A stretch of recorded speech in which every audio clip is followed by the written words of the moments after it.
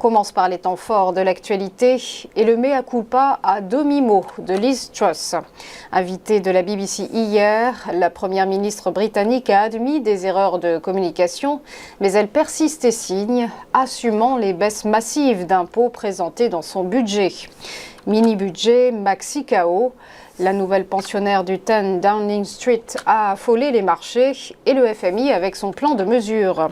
Une annonce qui a fait plonger la livre sterling et provoqué une intervention en urgence de la Banque d'Angleterre la semaine dernière. Liz Truss, dont la popularité chute également, 51% des Britanniques souhaitent déjà son départ. C'est une pénurie pour laquelle il faut décidément prendre son mal en patience. On parle des semi-conducteurs. Ce sera très compliqué jusqu'à fin 2023. Avertissement signé Carlos Tavares. Dans un entretien aux Parisiens, le PDG de Stellantis a fait le point sur l'approvisionnement en puces des constructeurs automobiles. Un marché, vous le savez, très perturbé depuis l'an dernier par cette pénurie. Carlos Tavares s'est néanmoins voulu rassurant. Rappelons les investissements d'ampleur des États-Unis et de l'Union européenne pour une relance des filières maison de ces composants électroniques, afin évidemment de sortir de la dépendance envers l'Asie. Quand ces investissements se matérialiseront, il y aura des semi-conducteurs et même une surabondance. Mais il va falloir attendre 3 ans minimum, a-t-il estimé.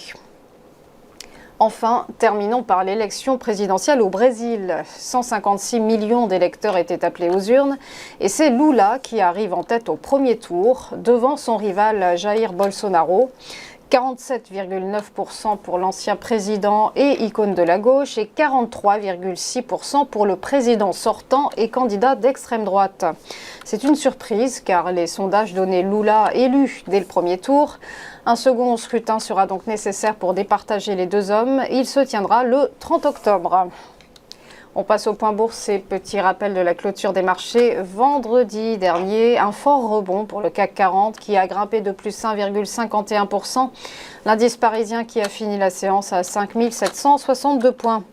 À Francfort, une embellie aussi pour le DAX qui a progressé de plus 1,16% à 12 114 points.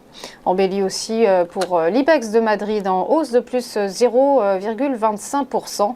Alors que le FTSE londonien, lui, a tout juste grappillé plus 0,18%.